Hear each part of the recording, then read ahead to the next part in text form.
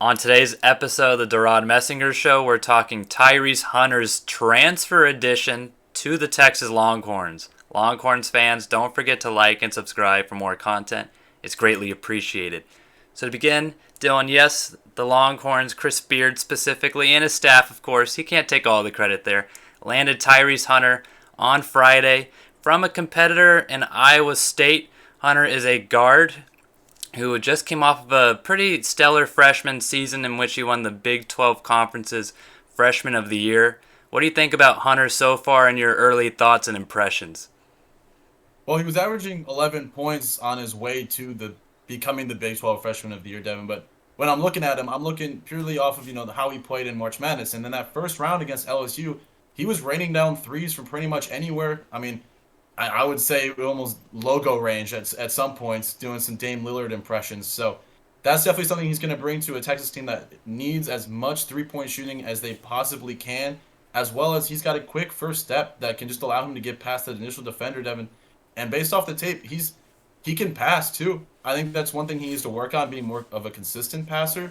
But he has the talent. He's shown flashes of it when he can get down low and just some full court passes, but just basically kick it out to the corner or back across the court for an open man on the 3-point line. So that's gonna be what you're gonna be looking for from him. His ability to crash, especially when they're playing zone, take everyone, make the defense collapse onto him, and then just kick it out for an open 3-pointer. So that would be huge for spacing wise for Texas, as well as he's going to be in his element next to guys like Timmy Allen, where he's going to, when he gets down low, he's going to be looking for that guy in the low block, just waiting to get up and dunk it on somebody. So that'll be a huge addition for Timmy Allen.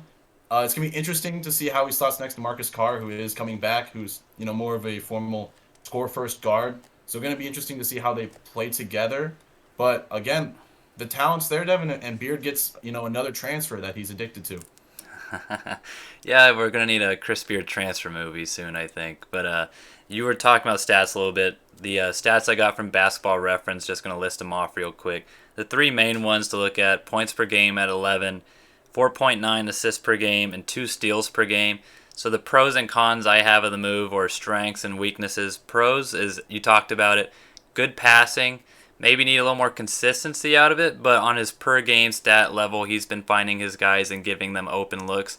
And 11 points per game, and as a freshman, should be noted, but indicates that he's maybe a little bit more pass first, as you said, than Marcus Carr, who will try to score on anybody, which I think in the end this should be a good addition for Carr specifically. And you talked about Allen as well, but Carr needed some help for a primary ball handler to give him the rock immediately, and now he's got that, and Carr's not going to have to create every open look for himself.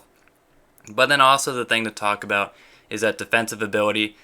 In college basketball or the NBA, you don't get 2 steals per game by accident. You have to have active hands there, and Hunter's been showing that. And obviously Chris Beard, Dylan, loves those guards that just play full court defense, give everybody else a hard time. So those are the things that we're obviously looking forward to seeing at the Moody Center. And then the things to work on. Dylan was talking about the 3-point shooting. When he's hot, he's hot. However, the stats indicate that more often than not, he hasn't been hot from the 3-point range, just shooting, I believe, 27.4% from beyond the arc. But as Dylan was saying, in some more crucial games, it seems like he's picking that up. But also from the free throw line, he's sub 70%, I believe 68.7%.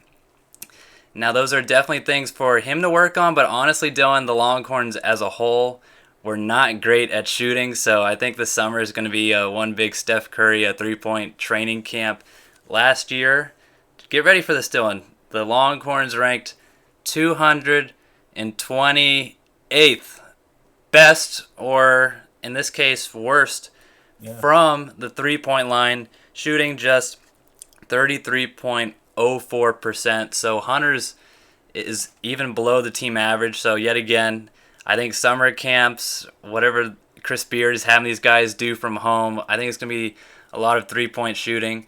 But he seems to be a facilitator. He's going to be sharing the rock. But when he gets those spot up chances, he's going to be having to take advantage next season.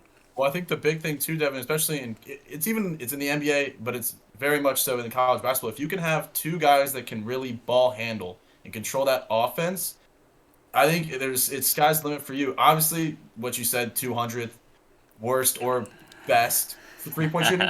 You can only really get better from that point, especially if you've got the talent Texas has. There's no reason they should get worse in that category with the additions they're making. So adding a second ball handler and a guy that can almost, not almost, can run the offense as well next to Carr at certain moments where they kind of feed off each other. Who's got the hot hand will be huge. I agree, and you're kind of talking about that 1-2 punch. It's kind of an addition of sorts. I'm not comparing skill sets or anything here, but kind of like Luka Doncic on the Mavs doing.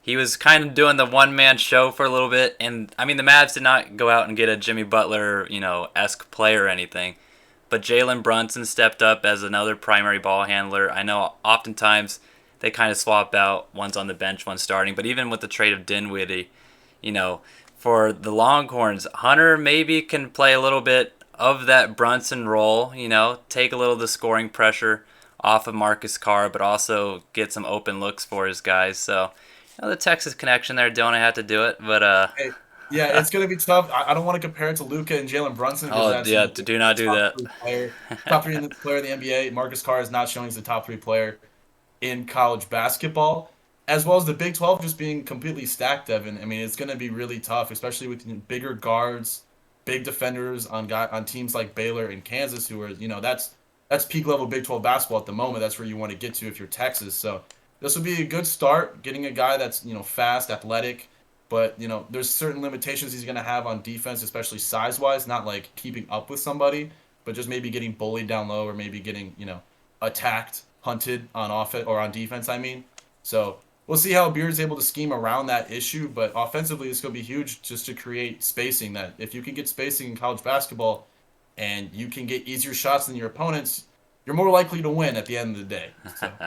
Yeah, good call out there, Baylor and Kansas. The two last national championship winners, I think everyone who's watching this knows, are in the Big 12 conference, so not easy sledding by any means, but in terms of where we were at for the Longhorns last year, the team already has more of a presence by default, Dylan. Last year, Beard would have to have already gotten 5 or 6 transfers in order to make up a roster. He's got somewhat of a roster. He still definitely has a lot more work to do to put together his team, just also due to numbers. But, if you're a Longhorns fan, wait and see. Can't really complain.